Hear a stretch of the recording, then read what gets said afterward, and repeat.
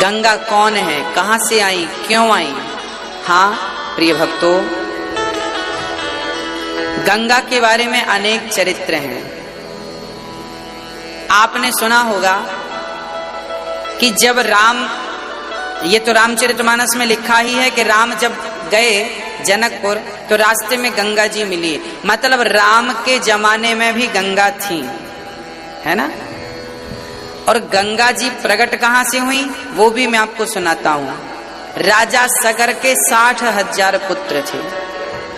सारे पुत्र उद्दंडता के कारण एक ऋषि कपिल जी का अपमान कर दिया। कपिल देव जी की दृष्टि पड़ते ही सगर के 60,000 पुत्र जलकर ढेर बन गए राख के। सगर की दूसरी पत्नी केसनी के पुत्र का नाम था असमंजस। असमंजस के पुत्र अंशुमान ने शिव जी से प्रार्थना की कि हे प्रभु, मेरे पूर्वज ये मर गए हैं संत की दृष्टि से, अब इनका उद्धार कैसे होगा। तब कहा कि यदि गंगा मैया आ जाएं तो इनका उद्धार हो जाएगा। तो असमंजस के पुत्र अंशुमान ने तप किया गंगा को लाने के लिए। तप करते करते प्राण निकल गए पर गंगा नहीं आई। अंशुमान के, असमंजस के पुत्र अंशुमान के पुत्र दिलीप ने जब सुना कि मेरे पिता गंगा को लाने तप करते करते मर गए हैं तो क्यों ना मैं पिता के सपने को पूरा करूं, तब राजा दिलीप भी तप करने लगे। और दिलीप की शादी हुई, समझिएगा, दिलीप की शादी हुई। इनकी 2 शादियां थी। पहली शादी हुई, पुत्र नहीं हुआ। दूसरी शादी हुई, पुत्र नहीं हुआ। अब दिलीप को लगा कि ऐसा तो नहीं कि मैं पुत्र के इंतजार में पिता का सपना भूल जाऊं। तो दिलीप अपना गृहस्थ आश्रम छोड़ के भजन करने गए गंगा को लाने के लिए। पर दुर्भाग्य से गंगा नहीं आई और दिलीप भी तप करते करते मर गए। अब जब दिलीप मर गए तो इनकी संतान थी नहीं तो आगे कुल बढ़ा नहीं। तब क्या किया, तब गुरु के पास गए। गुरु कौन? यही श्री वशिष्ठ जी। गुरु के पास गए तो गुरु वशिष्ठ जी ने कहा कि इन दोनों रानियों के द्वारा ही बच्चा पैदा होगा। बिना पुरुष के जो बच्चा पैदा होगा उसी से गंगा, क्योंकि गंगा पावन क्यों है, गंगा पवित्र क्यों है, गंगा के स्नान से क्यों पाप धुल जाते हैं? क्योंकि गंगा भोगवती नहीं है, गंगा तो योगवती है। क्योंकि गंगा स्त्रियों के घर्षण से प्रकट हुई। राजा दिलीप की जो 2 पत्नियां थी ना, इन्होंने, दोनों स्त्रियों ने अपने शरीर का घर्षण किया और दोनों ने जब घर्षण किया तो 2 में से 1 गर्भवती हो गई। बिना पुरुष के स्त्री ही गर्भवती हो गई। और जब गर्भवती हुई तो उनके शरीर से समय पूरा होने के बाद एक बालक ने जन्म लिया। बालक ने जन्म तो ले लिया पर शरीर में कोई हड्डियां नहीं थी।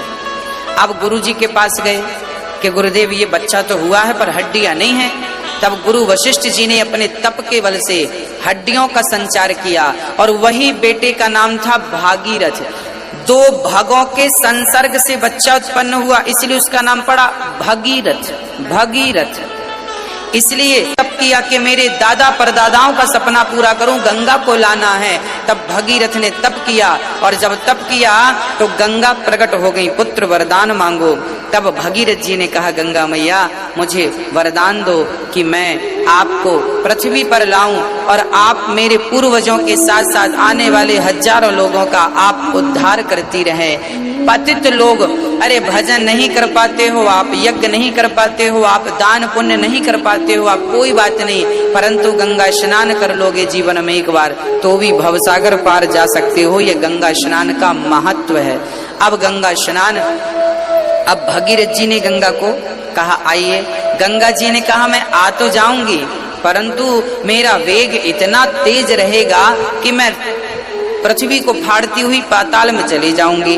तब क्या करें? बोले शंकर जी का तप करो। तब भगीरथ जी ने शंकर जी का तप किया और तप करने के बाद शंकर जी प्रकट होकर और गंगा से कहते हैं कि आप मेरी जटाओं में, गंगा जी आई शिव जी की जटाओं में।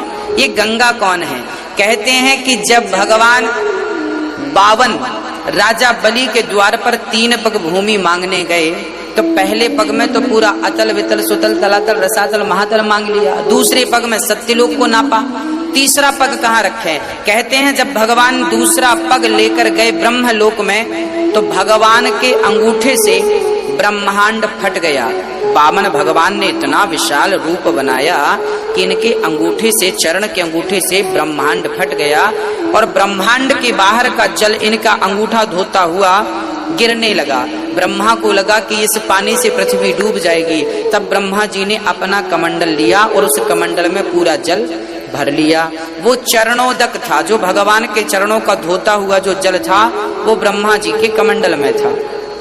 और जब भागीरथ जी ने तप किया तो ब्रह्मा जी ने वही चरणों का जल छोड़ दिया। वह चरणोदक ही गंगा है। भगवान के चरणामृत, चरणों का धोया हुआ जल ही गंगा जल है। आज भी गंगा जल में आप प्रैक्टिकल करके देख लें, लाखों साल रख के देख लें, हजारों साल तक भरा रहे गंगा जल, कभी खराब नहीं होता, क्योंकि ये मेरे गोविंद के चरणों का धौमन है। इसलिए गंगा अपवित्र नहीं होती और गंगा सबको पावन करती हैं। और फिर गंगा जी ने जाकर गंगा सागर तक जाकर के गंगोत्री से निकलकर, अच्छा गंगा जी जब गई तो हरिद्वार के ऊपर जाह्नवी नाम के एक संत थे, जन्नू बाबा। तो जन्नू नाम के संत ने गंगा को पी लिया, क्योंकि उनकी कुटिया गंगा ने बहा दी। तब भागीरथ जी ने कहा, महाराज बड़ी तपस्या करने से गंगा प्रकट भई है। तब संत ने अपनी जांघ से गंगा प्रकट की, इसलिए गंगा का एक नाम जाह्नवी भी पड़ा। और आगे चली तो 7 ऋषियों की कुटिया थी।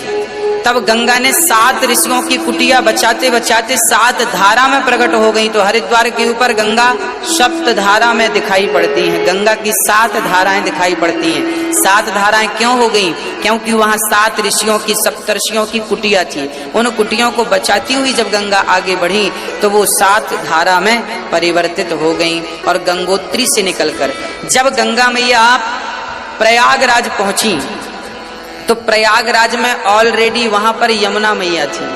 तो यमुना है भगवान की पत्नी और गंगा है भगवान की दासी। तो दासी बड़ी के पत्नी बड़ी, तो गंगा मैया वहां रुक गई। गंगा मैया प्रयागराज में खड़ी हो गई थी, हाथ जोड़ के। किसके सामने हाथ जोड़ लिया? यमुना, क्योंकि यमुना भगवान की पत्नी है। हाथ जोड़ के खड़ी हो गई। आप तो पत्नी बनने वाली हैं भगवान की, तो आपका तो पद कद ऊंचा है, आप हमें आज्ञा करो। तब यमुना मैया ने कहा, गंगा तुम पावन करने आई हो संसार को, मैं अपनी लीला यहीं समाप्त करती हूँ, अब यहाँ से तुम आगे जाओ। जबकि प्रयागराज में आप गौर करेंगे ना तो यमुना जी बिल्कुल सीधी जा रही हैं, जबकि गंगा जी टेढ़ी आकर मिली हैं। और फिर आगे जो धार गई है ना, वो मानना तो ये चाहिए कि यमुना में गंगा मिली है, परंतु आगे यमुना का नाम चलना चाहिए था ना। पर यमुना जी ने कहा, नाना आगे आपका ही नाम चलेगा और पापियों के पाप धुलती रहना। और आज तक वो यमुना मैया वहां अपने आप को विराम करती हैं और वहां से आगे स्वयं यमुना मैया गंगा को स्थान देती हैं। गंगा जी आगे चलती हैं और गंगोत्री से निकलकर प्रयागराज होती हुई गंगा सागर पहुंची, जहां सागर के 60,000 पुत्र की राख पड़ी थी। गंगा स्पर्श होते ही जल वो सारे लोग तर गए। आज भी लोग मरने के बाद अपनी राख गंगा में विसर्जित करते हैं, क्योंकि भवसागर से तारने वाली केवल गंगा, ऐसी पावन गंगा जो हम सभी पापियों के